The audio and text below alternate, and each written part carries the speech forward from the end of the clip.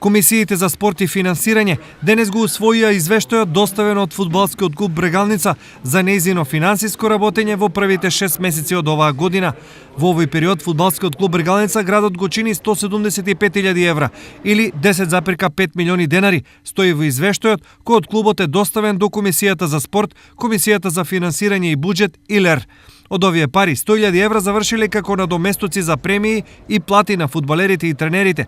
15.000 евра се потрошени за регистрации, котизација и лиценци кон Фудбалската федерација на Македонија, а околу 13.000 евра се потрошени за изнајмени станови, хотели и припреми. Освен овие изненадувачки големи пари, повеќе од 1 милион или речиси 17.000 евра од граѓанските пари заминале за радиодифузни и административни такси, казнени камати и друго.